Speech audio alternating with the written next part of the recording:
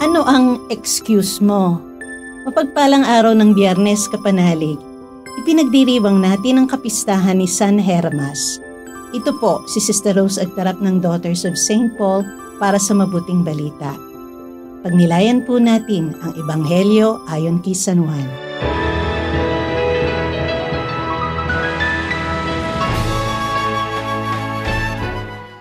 Nagtalo-talo ang mga Hudyo at nagsalita.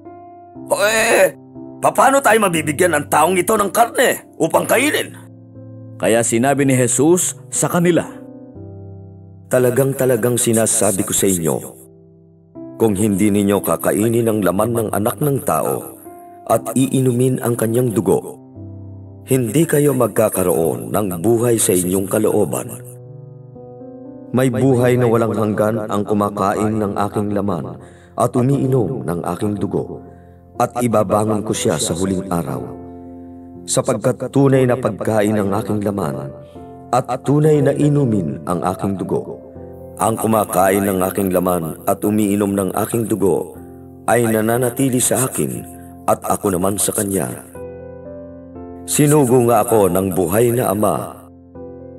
Gayon din naman, dahil sa akin, mabubuhay ang kumakain sa akin. Ito ang tinapay na pumanaog mula sa langit, hindi para kainin at mamatay tulad sa inyong mga ninuno. Mabubuhay naman magpakailanman ang kumakain ng tinapay na ito. Sinabi ni Jesus ang mga bagay na ito sa sinagoga habang nangangaral siya sa Capernaum.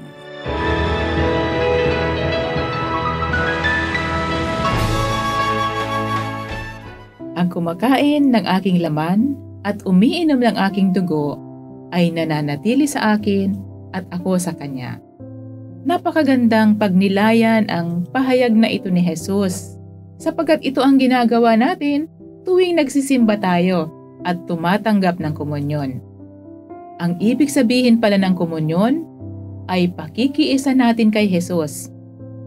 Pinapatuloy natin siya sa ating buhay at nananatili tayong kapiling si Jesus.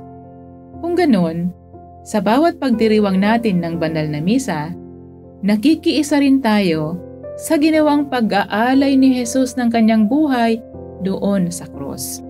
Sabi nga sa Catechism of the Catholic Church, number 1363, isa itong memorial o pag-alaala na hindi lamang paggunita sa nakaraan, bagkus itong pagpapahayag sa mga dakilang gawa ng Diyos.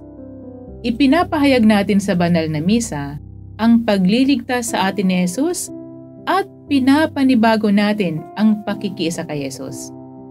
Sa makatwid, kung nananatili sa atin si Jesus, wala pala tayong dapat ikatakot. Kasama natin tuwina ang dakilang manunubos. Kung nangihina tayo sa harap ng tukso at mga pagsubok, isipin lang natin na kasama natin si Jesus. Siya ang ating lakas at kalasag. Huwag sana natin siyang paalisin sa ating piling sa pamamagitan ng paggawa ng kasalanan. Kaya kapanalig, hindi pala natin dapat gamiting excuse ang sapagkat kami tao lamang. Kapag nakakagawa tayo ng kasalanan, sumasa atin si Jesus at binibigyan niya tayo ng lakas upang paglabanan at mapagtagumpayan ang anumang pagsubok sa ating buhay. Marami ring pagsubok at tugsong pinagtagumpayan si Jesus. Mararanasan din natin ito sa pagkikipag-isa natin sa Kanya. Pero kung nasa atin si Jesus, tiyak na mapagtatagumpayan rin natin anumang pagsubok ang dumating sa ating buhay.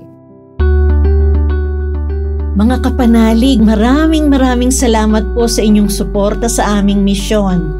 Subscribe, like, share, and follow Paulines sa aming social media accounts.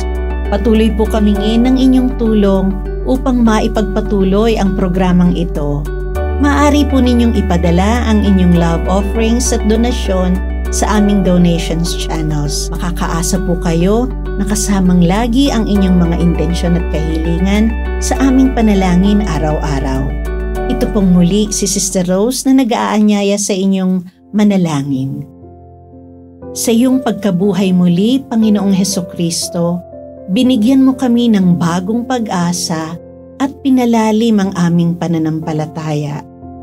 Panibaguhin mo kami upang masigasig naming maipalaganap ang mabuting balita ng may kagalakan at kapayapaan. Amen. Alleluia. We are here to provide a new way of communicating and proclaiming the gospel.